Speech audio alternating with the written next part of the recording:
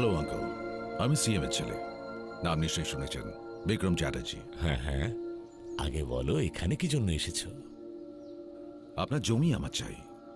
আপনার ছেলেদের সঙ্গে কথা হয়ে গেছে, রেজিস্ট্রি অফিসে অপেক্ষা করছে। শুধু আপনি গেলে পরেই। আরে আমার ছেলেরা তো রাজি হবে। আরে জমির মূল্য ওরা কি বুঝবে?